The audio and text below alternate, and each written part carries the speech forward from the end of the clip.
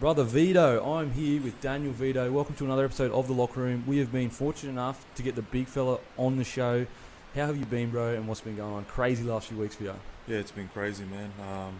It's been a long time since, we've seen each other from the Gong days. But, no, man, a lot has happened and, really excited for, what's ahead. And walk us through the roller coaster that has been your last few days. Obviously, like WWE, it's never, ever happened in the NRL before. And, any Australian sportsman, I don't think, has gone to WWE that I know of, any professional one. And on top of that, you've had to negotiate a new contract with Redford? Salford. Redford. I don't know. Is Redford even a place? Redford. I'm making places up now. They're the Red Devils. Salford Red Devils. It was close, but it was close. Salford. So, how's it been for you? Like, has it been stressful, or is it just another day in the life of Daniel Vidot? Yeah, bro. As you know, I'm a very different person, man. Yep. I'm just like you. We're very, very different people. So, it's like another day, mate. To be honest, I'm used to all that random, spontaneous stuff, man. Yep. So, I'm excited, man. I've got that opportunity to go over to America and get to meet some of those superstars and perform with them and learn all the ropes and stuff like that. But it was a crazy experience for me, man. But yeah, happy to be back home, and I'm not done with rugby league yet. So really excited to start my new journey there in England. I've been there a couple of times now, and I know what it's about over there. A lot colder than Brisbane, but no, bro, I should be fine, man, and I'm looking forward to the challenge. And you're essentially at your peak. Like, you'll be playing the best footy of your life. You're only 26. 25. 25, yeah. man. So to go to England at 25, I mean, what kind of pushed that decision? I mean, you've got your best footy ahead of you. At your best, you're one of the best wingers in the game. So, what did push that? Obviously, you can play NRL sometime. Like, I remember it was 2012, you had the most running metres of any winger. I think so. I could be wrong, but you was definitely up there. You're right, yeah. I was right? Yeah. Who's counting? But, so obviously you have extreme amounts of talent, and yet you're going to England when you're 25. So what do you reckon? What pushed that decision? Mate, to be honest, it's a very family-based decision. Lots of people don't see what happens behind doors. They don't understand that. We've got responsibilities that other people don't understand, and especially with us Polynesian players. Mine's my family. Family's everything to me, mate, and it's most important to me. Yep. And it always comes first. So, money-wise, for me, being able to support my family, it's something that I've always done ever since I've started, playing in Canberra. But that's the biggest thing, mate. I've got a brother that's autistic, and he stays at home. He can't work or anything. Mum's forced to stay home as well. So, our family was was a very tough upbringing. So, money was always an issue for us. Yeah. So, mate, that's the biggest, factor towards me making my decision to move to England. Being able to support my family, which is already tough as it is. So, rugby league's a short career. It's a 10-year span, on average, if that. Yeah. So, mate, I've got a chance to go to England, and where the money is. I'm happy with what I'm being offered. So, I always loved the Broncos, mate. That's always been my team since I was a little kid. Great club.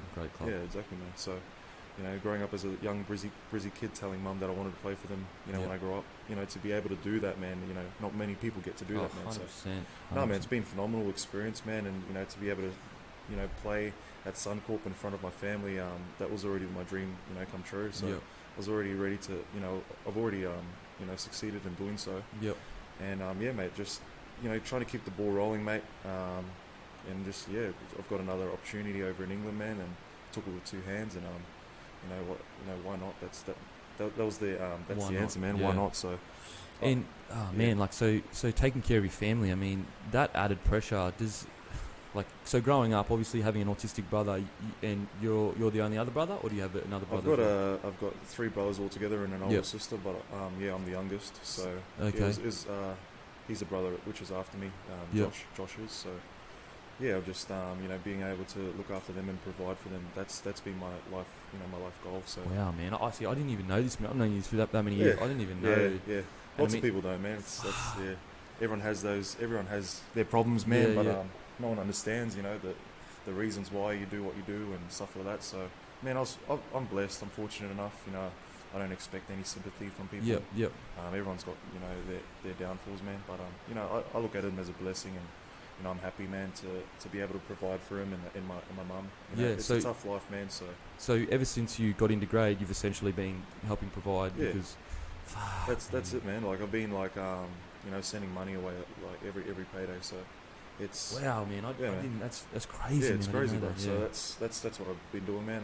Lots of Polynesian boys, you know, you'll find that they Will do the same that. thing.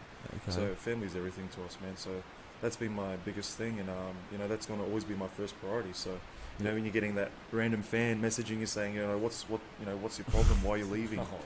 Mate, you can't say those things. You can't. You know. So that's the real reason, mate. And just it's family. So that's a big, you know, a big reason why I'm looking to move. And growing up with your family and the struggles, I mean, is there anything that stuck out to you as the hardest time of your life growing up, as in, I guess, you know, struggle. I personally, like, we didn't struggle financially, but we were always working as hard as we could. Like, my dad was working as hard as he could to just get us by, so that we had every opportunity we had. So obviously, yours a more extreme degree of that. Obviously, every opportunity you got, your mum would have had to work her ass off to get. What? Tell us, mentally, what was it like growing up in a household like that, where you had your autistic brother that you love to death and you have to take care of, then you got your family that's just trying to give you every chance they can get. What was it like growing up? It was very tough, mate. You know, obviously, mum wasn't, you know, there was a lot of tough times where, you know, presents to us wasn't something massive, but she'd try everything she could to get that for us, and whatever we got, man, we were very grateful for it. So yeah, it was a very tough life. You know, there was times where we were in the shelter. It was just brought up like that, man. It's just thinking about that stuff was motivation to me, and it inspired me to do better for my family. So, man, I used that as fuel. You know, to do what I'm doing today. And so you said you were times where you were in a shelter, so there were even times where you didn't even have a home. Right, yeah, no home, man. So it was just 5 kids Mate, and mum, so it was hard, man. That's intense, bro. Yeah, bro, really intense. So you know, I wasn't my real father was left me at a young age. I didn't grow up with him. Yep. So but my stepdad, you know, stepped in and took the duties and looked after me and raised me as his own. So you know, that's where Vidot comes from. Yeah, okay. You know, the French name. So yeah, he's taken over me now. So yeah, it's been a tough journey for me, mate. And he's been there, you know, supported me. You know, I consider him as my dad. He loves me and he's my number one fan, mate. So no, everything ended up working out in the end, mate. And I've been better for it. So I've used that as, you know, motivation fuel. And it's, you know, every time I go to training and stuff, you know, when times are rough, I think about my family, man, and that's where you come from, up, man. And that, so I guess when you made your debut and you looked back on how rough your life had been, and for you to get to literally, like, let's say there's a mountain, and some people start in the midway of the mountain, some people start at the top of the mountain, some people start at the bottom. You literally start from the bottom of the mountain, and let's say first grade is the top of the mountain. For you to get there, I mean, when you made your debut, what was it like mentally for you, your family, and everything like that? What was it like for you? What was the conversations like? What was the feeling like? Yeah, it was crazy, mate. You know, I remember, you know, mum and dad having to make sacrifices to take me to just the footy training, mate. It was hard, man. So, you know, being able to, I got the boots at a pretty late age. I think I was 12 or 13 when I started playing footy. So I started really late. Mum was very, you know, protective of me with contact sports. She wouldn't let me. She didn't want to lose. She always calls me a baby. I'm always mama's boy. Yeah, bro. I used to play basketball, man. That was my thing. Was basketball. So yeah, she finally let me at that age when I was a bit older, and you know, I got the hang of things pretty fast, man. I was fortunate enough to get a contract with the Raiders when I was 15, and yeah, moved there when I was 17, man. So that was a hard journey for me, man. Especially, you know, that was probably the hardest time for me, was at the airport saying goodbye to my family. There was definitely a lot of tears, and seeing all my family there, standing there proud, you know, that was hard for me. And I'll never forget those days, man. And it's, yeah, ever since then I've tried not to look back and just try, you know, every time something comes my way, you know, in a positive manner, I take it as a blessing, mate. So you know, I've had it tough. So I've been that low. I've been down. I've hit rock bottom.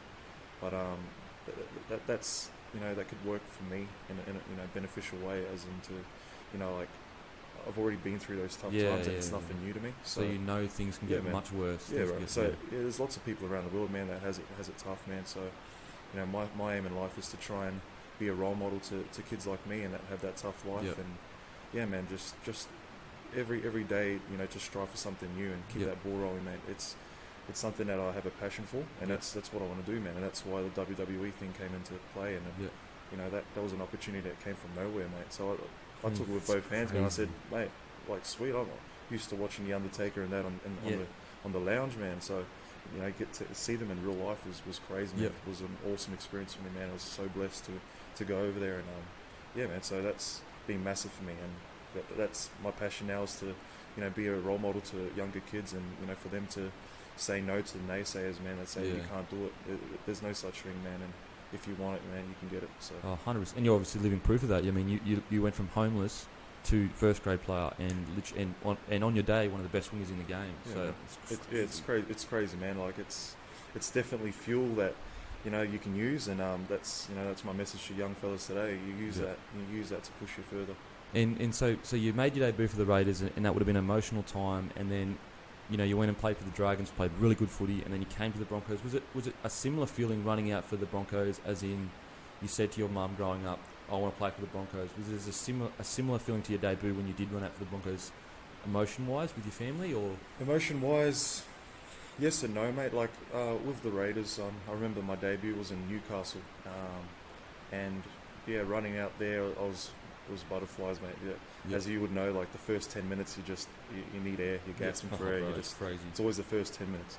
So that was a crazy experience for me, man. But I think it was round 2, for the Broncos, my first year.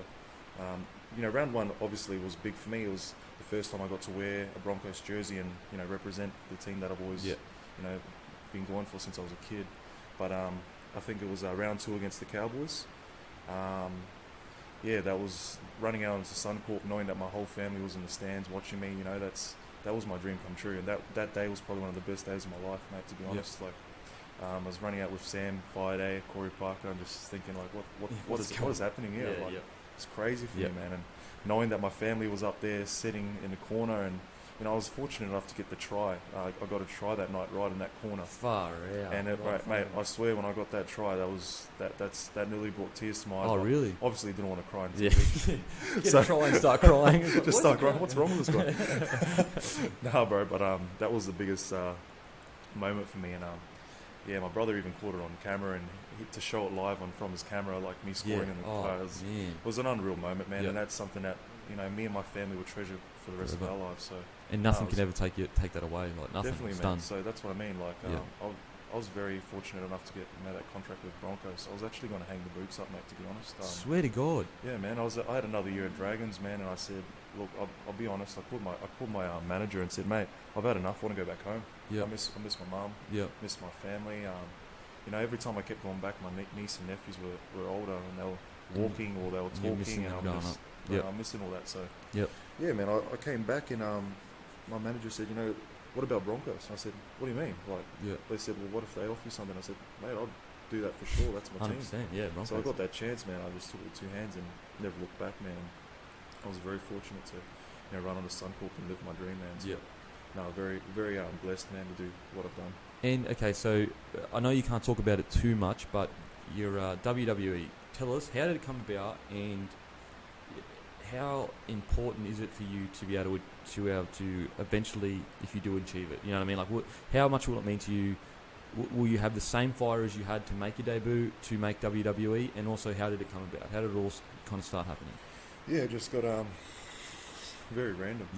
Just got hit up by one of the executives, the scouts of WWE. Okay. Yep. Looking for Polynesian, Polynesian rugby player. Yep. That's what he wanted. So he basically said that I had the look and everything for it. So he said, would you be willing to come try out? And I said, I thought it was a G up. Oh, really? So one of your mates G up, I was like, no. But ended up looking into it, and they were saying, we'll look after your accommodations and flights. I said, oh, well, okay. What was there to lose, man? So, 100%. Man, I ended up going there, and went to Orlando, went into the Performance Center, and just got to got to meet some of the superstars. I met the Usos, which are, Yeah, you know, they're huge just being there. a proud Samoan, man, that Yep. was massive for me. So I got to meet them. They're tag team champions, and I got to talk to one of them, Jay, and he was telling me that how hard it is and how demanding it is to. Yep. 3 nights, three shows a week, is it, or 4 even? Yeah, 3, 4, bro. It's crazy, man. And Yep. they get one day off, like, so they get their Sundays off. He said that the years leading up to becoming actually cracking it is the hardest years. So Similar to footy, I guess. Oh, It's- exactly, yeah, man. yeah. It's very similar. So Yeah. man, the hours they put in, you know, it's just weights, and these guys are benching over 300 kgs, and I'm sitting there going, oh mate, I haven't even got me license to do that yet, Yeah. mate. So no, it was just it was phenomenal, man, and I got to see, you know, everything behind the scenes, and, you know, how they prepare for a match, and how hard the ropes are and the mats. It's a lot harder Yep. than you think, man. So some of the stuff that, you know, they do, and the injuries that, you know, come out of it, it's crazy, man. So, you know, people that say it's just all, you know, fake Yeah, and all that, bro, it's not really. it's pretty physically Yeah, demanding, man. 100%. So yeah, these guys are in the gym all the time and doing rolls, and These guys are legit athletes as Legit, well. man. Like Legit, some of them they're- could play professional other sports. definitely, bro. Yeah. I got to meet, you know, a player that used to play for the Packers and stuff like that. Ex-military people. Far out, man. Mud wrestler from India. He's the king. Oh, in really? India. People in India throw roses at his feet, and they recruited him, man. So And you're it's just sitting there crazy. meeting Yeah, him. I'm meeting all these guys, man. Just going, wow, like, you know, all different accents, Yep. all different parts of the world. You know, That not really really buzzed realizing me. the opportunity I got, man. Yep. So no, I was really blessed, man, to even meet them. You know, it's Oh, mate. crazy, man. I got to see Undertaker live and stuff like that, man. It just blew me away. And So you got to It's see, crazy. you got to watch them live. Oh man, got to what see, a you know, buzz! Brock Lesnar and Undertaker play No. Hell in a Cell, man. So I was in the cage. Really? Bro, it was crazy. Mate, that's amazing. Yeah, Little it was- Samoan boy from Logan going up, Bro, and then exactly, you. man. It's just dreams, man. Just dreams coming true, man. So And so, I mean, you said that you wanted to continue to play footy. Do you feel like you have unfinished business in rugby league? yeah, And you definitely, Want, man. You know, with the wrestling business, that's, bro, there's people that start at 35 yeah, years you can old. go. You can go for yeah, ages. 100%. So, you know, they already knew, they were already aware that I was looking to go to England first. Yeah, And I was kind of going through a decision whether to start already or go to England. And as you know, the fact that they said, you know, don't finish your footy yet, go and yeah. Don't rush finish it. it off, don't rush, take it as it comes, because Yeah. you know, with wrestling, man, the first couple of years it's hard. It's money wise isn't massive. Yeah, yeah, yeah. It's good enough to get you going, Yeah, but as to massive, that comes later down the it's track. it's like an apprenticeship. Yeah, it's like an apprenticeship, yeah. exactly, man. So, obviously, as I said, you know, family's everything to me, Yeah. and money is something that, you know, I'm kind of, you know, I'm needing at the moment. Yeah, To get that opportunity in England was a blessing, mate. So I grabbed it with two hands, and yeah, I'm fortunate enough to go over there. I've got a 2-year deal there, so when things finish there, and you know, if it happens, I might make that move to America, man. Yeah. So they were very pleased with me with my tryout. You know, I did a lot of things that surprised them, which, you know, I surprised myself that I didn't think I could do. So because you're an athletic guy. I always say to people, like, Vidot at his best, man, is unstoppable. You're like maybe a. Oh, I'm telling you, man, you've got the perfect physique for footy. Like when you're playing your best footy, you're Yeah. fucking good. So yeah, when my head's on. yeah, when you got your head screwed on, you're sweet. But when you don't, but even when you don't, the only difference between this is my humble opinion. The only difference between one of the best wingers in the game and not one of the best is like 2 or 3 drop balls and maybe Exactly, a man. bad defensive read. Exactly, man. And that's it's a mental battle, man. exactly. And when you're mentally on, you don't do that. You don't miss that tackle. You don't drop that ball, and you make friggin' like 400 meters a game or Yeah, some man. shit like it's, that. it's crazy, man. Like playing footy, no one really sees and no one really knows, you know, what's going around. Yeah. You know, it's a bit like a ship, man. That's what I am. That's the saying that I've taken from my missus. She told me, you know, like the ship's surrounded by water, but the ships that sink are the ones that let the water get inside. So It's very, very true, bro. that's what I'm about, man. And Yep. like sometimes at games, if you watch me, I lose concentration. And Yep. I've got a million things going on in my mind, and it's being able to free those things. And you know when a footy player's happy, man. It's when Yeah. he's playing his best footy. 100%. So you know, having a roller coaster on the side off the park and having to deal with that and play footy, Yeah. it's a roller coaster, man, as you would know, and Yeah. all the footy players know. It's, you know, people don't see that side. Oh, you know, he's playing crap, and they don't know what's going off the field. You know, that's Well, they don't know that affecting you're them, you know? literally supporting a whole family, and you've got your, Yeah. you're not like they don't know that that's what you've got going on off the field. Whatever could be happening at home, Yeah. whatever could be happening here. So, That's crazy. Exactly, man. And they're seeing people like, saying things like, "Oh, he's a tosshole," stuff like that, man. You're just like, mate, I'm trying my hardest, man, to do what I want to do, and you do what you want to do. Yeah. Like, haters gonna hate, man. Oh, but that's at the end of the day, I use it as fuel, man. 100%. That's something that, I know that they don't know me. I know they don't know anything about me. They're just going on what's based with the media. Like, a couple of weeks ago with the media with me saying that I want to be bigger than Hayne. That was a quote that I apparently said. That was on my on the headline. So I messaged them and they said, "Oh, I'm sorry, we didn't. We were just trying to do it for your interest." And I was like, "Mate, I didn't say that." So, things like that. Being a third person, of course, I'm going to see it as a cocky kind of thing, man. But man, all in all, people that know me, that's all it means to me. 100%. And they know what I'm about. And everything I do, man, for my family. So man, I'm a very happy person, and as I said, I'm very different. 100%, very different. Very different, man. Whenever someone says, "What's Vidot like?" I say, people are like, "Oh, so what's Daniel Vidot like?" or whatever. Like, sometimes you get often asked questions about it. I'm like, man, I can't explain what Vidot's like. Vidot is Vidot. Like, he's just Vidot. So looking back on your career, what would you say your highlight is? What would you say is your highlight of your career, your best memory? Man, to be honest, my best memory was playing for Canberra. Alongside me reaching my dreams, running onto Suncorp, scoring that try. That was my massive one. But another one was actually playing for Canberra, and we beat the Broncos 56-0, man.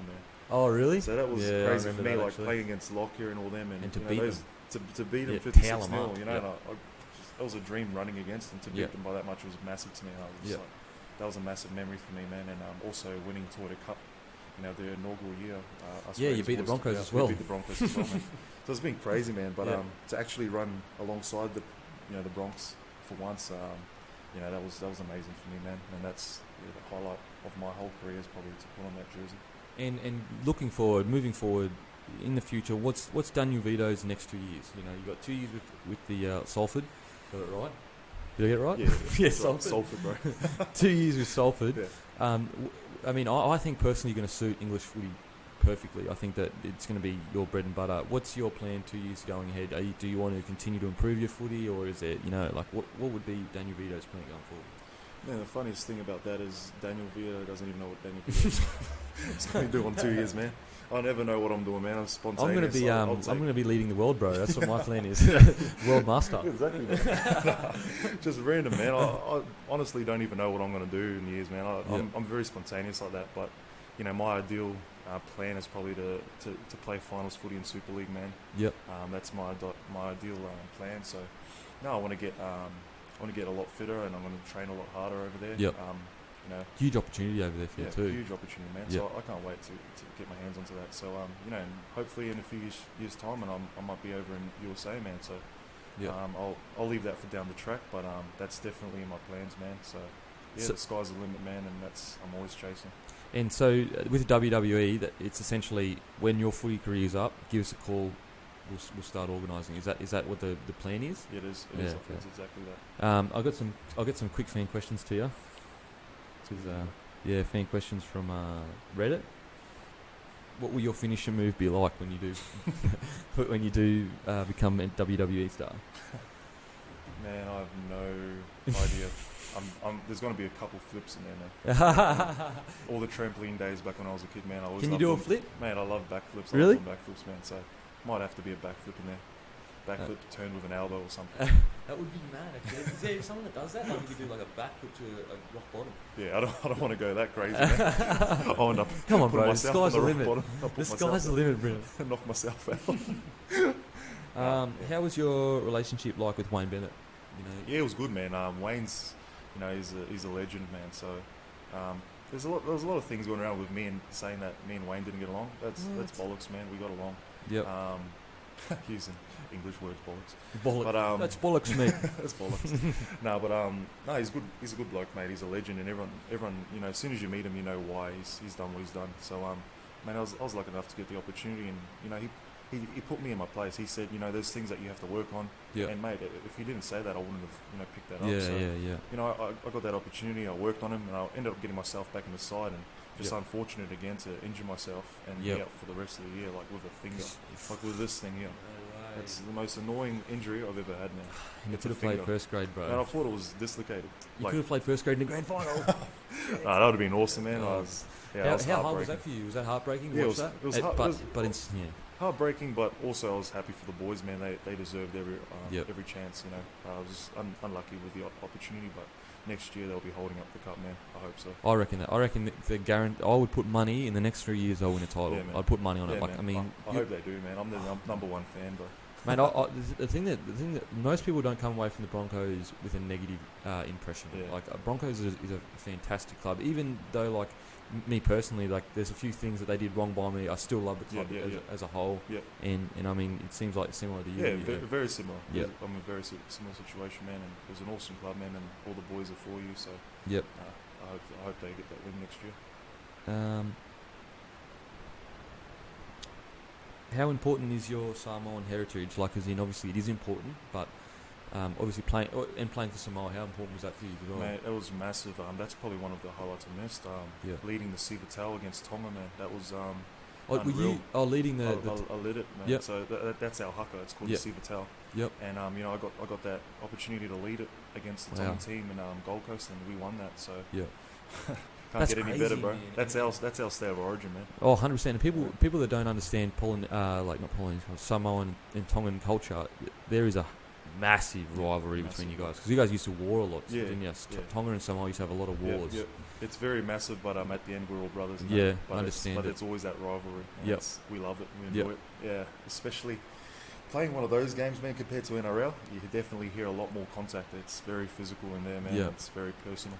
It's weird, the amount of, I guess, aggression that is in that game, and yet the amount of respect as well. Definitely. It's like if you weren't as aggressive towards each other, it would be a sign of a bit of disrespect. Yeah. Exactly, man. That's exactly right. Every time I play for Samoa and I put that jersey on, man, my heart takes over. Yeah. My heart's it's everything to me playing for Samoa, and running, everything just lifted by 10%, man. Yeah. You're just so into it, and it's so physical, and I love it, man. I love the contact. I love Yeah. being hit. And Well, you love the it's awesome. contact because you're 120 kilos and 6'7". All right, I'm 5'11" and I'm 82 kilos. I don't like the contact.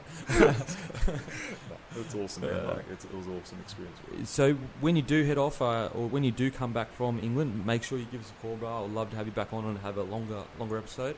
But I just wanted to get you on before you went over there, because you got a good story to tell, and it's amazing what you've achieved, bro. To come from homeless to first grader, it's amazing, and much respect for you for taking care of your family. Thanks, like bro. that. It's been good, man, and I hope the best with you, man. You're killing it. Thank Keep you. going, Thanks, bro. Check out the locker and peeps. It's done, bro. Cheers, bro.